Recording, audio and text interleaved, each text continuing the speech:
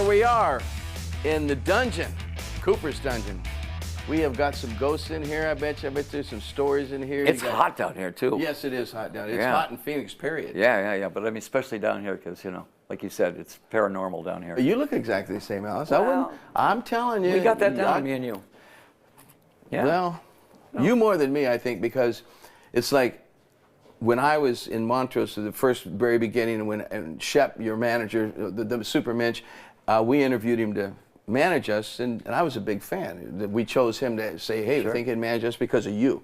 And seeing you for the first time back in the early 70s and seeing you now, to me, you look exactly the same. You know, I feel the same, except that I was drunk then.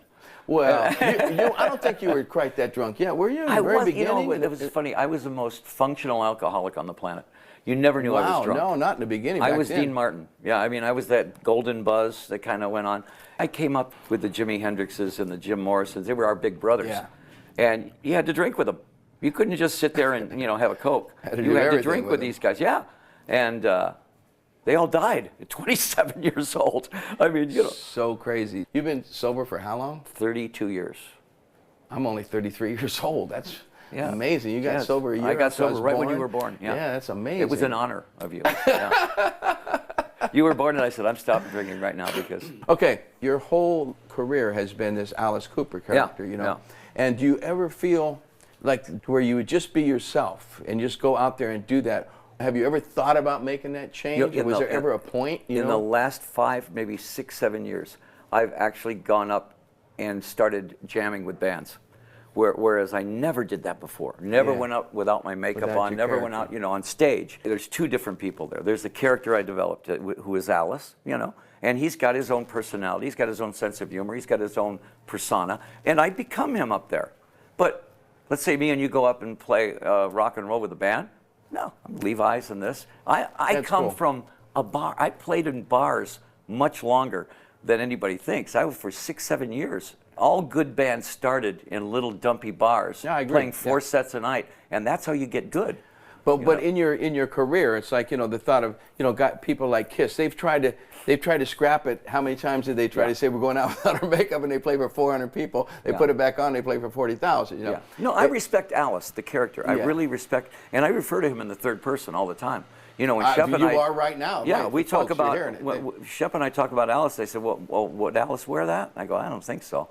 You know, or would Alice say that? My kids, when my kids were growing up, the video would come on, and they would go, oh, look, Alice is on. And I would go, awesome. Oh, yeah, look. They know I play Alice, but they've never seen Alice at home. Something else that I've always been tripped out on you is that you was such a villain. You know, me growing up, I mean, we're the same age, but I like say you made it before me, so I'm looking up to you like, wow, look at this guy. I mean, I didn't know if you were real or not. I thought you were probably real. As a matter of fact, I thought this guy's really a freaking evil bastard, you know, here. And then all of a sudden you show up on the Hollywood Squares, and I did not like that. Well, a lot of fans didn't like it. What it was I said, it freaked me out. I love to put Alice in places he didn't belong. So I purposely did Hollywood Squares. I did hanging out with Groucho Marx. Yeah, I love Groucho Marx. Taking pictures with all the wrong people. Yeah, but I mean, I wanted to make Alice part of that Hollywood scene, only still doesn't fit. But do you think that it hurt your family? I don't know about your career at that point. There was a career dip there because with record sales or with the live performance. It was it was right when the disco plague happened. Well, yeah, that took a bite out of a lot of people. It took all of us hard rock guys and set us way back, and they'd only play our ballads. I'm impressed now, but like I said at the time, I thought, oh man, this is bullshit. Show. I mean, I was over you. Not like I hate this guy. We just like, he's a phony. You know what I mean? Yeah, it was a calculated risk. It really was. Yeah. And the thing about it was Shep and I talked and said, do we want to just leave Alice alone and just say, well, that's over? We never once made a record that wasn't a hard rock record. Every record we made was hard rock. Do you ever feel like a hypocrite in any way about, you know, with this alter ego that, you know, this guy that you are, this Alice character that is a villain and a dark guy, and some young kids taking that serious? And my favorite rock star is still Alice Cooper. You're okay with all that? Yeah. The character, Alice Cooper, is still my favorite rock star. You're still okay with him. What do you do to balance that in your real life? Philanthropy of some kind, or you take care of kids, you have a foundation? I'm Christian. Yeah. I go to church every Sunday. I Bible study. Yeah, but do you go to like ask for forgiveness or do you go Oh yeah, all the time. If you're a Christian, you're asking for forgiveness all the time. Every Sunday. You spend all your time asking for forgiveness when you're a Christian. But I think people have the wrong focus on Christianity. It's a one-on-one relationship with Christ. That's what it is. Yeah. It's not what you see on television and church with this and that and that. That happens and everything. That's great. But it's a one-on-one relationship, and it doesn't interfere with Alice Cooper. I mean, there are songs I won't do now. But 18, school's out. I mean, all the horror songs are fun. I mean, there was nothing ever satanic about Alice Cooper. Bucket list. What do you want to do? What's in you? I would love to see an Alice Broadway play. Ooh. With somebody else playing me, but with me telling the guy playing me how to play Alice. Because there's a great story there. There is a great story. I can see that in a second. Yeah, but I mean, what about outside of your musical thing? Do you have like, you want to save the world in some kind of way? Do you want to build a building? We are never going to run out of kids in trouble.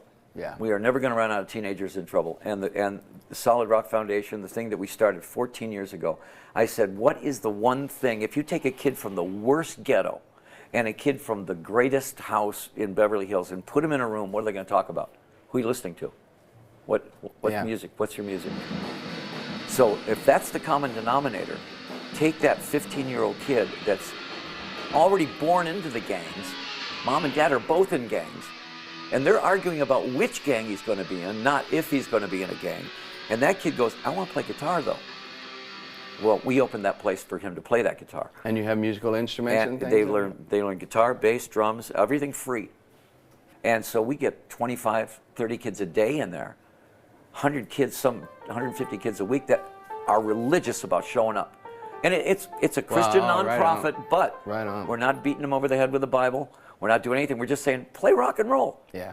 Music gives you a focus and a direction. And sports, things something that you love, but everyone loves music. No one would not want to play music. Well, everybody identifies with somebody in music. We got to wind it up, Alice, but honestly, I could talk to you for 100 years, and I've known you for 100 years. And we come from the same school. And I wish I knew you. I keep telling everybody, I know I've known Alice for a long time, but I really don't know him. I'm not sure I know you anymore, but I know you've got a good heart, and your heart's in the right place.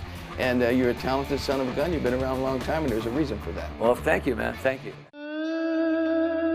First of all, we are here now at the Musical Instrument Museum. This is a place that I've been told by some of my buddies that you got to see this because I'm a guitar player, and they have more guitars and more weird guitars and stuff here than you've ever seen in your life.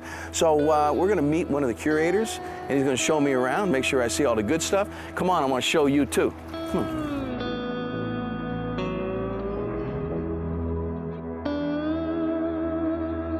Hey, Rich.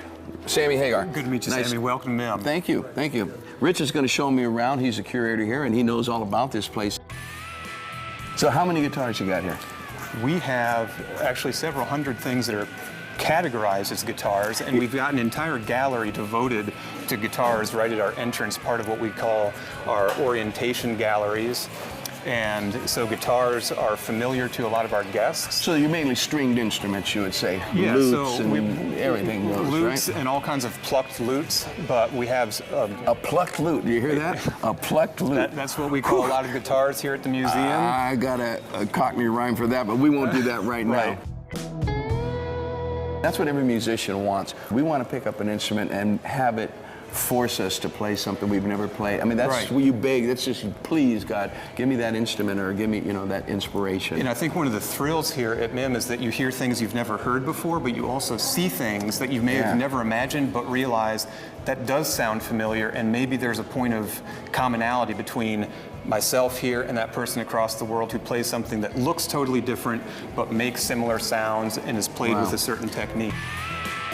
It's kind of like going to Disneyland, you need a little more than a couple hours, I think, to see this.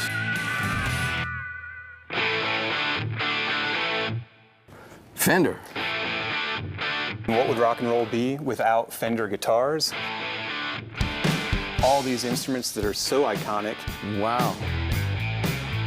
Look at this, man. You got a Jazzmaster, a Telecaster, you got, P basses. Of course, a Strat, P basses. Old basement amp,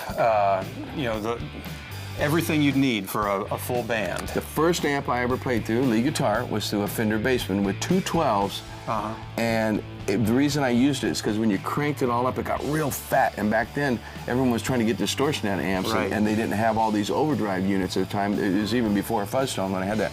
And the first Montrose album, he used this Fender right over here, man. These little 410, this Bassman right here, the little 410 Bassman. That's what he did. The first Montrose, Rock Candy, all that stuff, through one of those damn guys. Crank up and play. Ah, there's my boy. My buddy. One of the most rock and roll people there ever was, Alice Cooper. We're And very there is, proud. and still is. We're very proud to have Alice Cooper here in the museum. We see half the people come up and just say, oh, wow, Alice Cooper, who don't realize he's a local. Yeah, and that's what we're here for. That's why I'm here. I'm gonna go see Alice, and we're gonna find out more about him than he's revealed so far. In the meantime, we'll just go with the legend for now. Right. Music is the language of the soul. God, that is so cool. I'm gonna use that. Saw some really cool stuff here. I highly recommend, if you're a guitar fanatic, you gotta see this stuff.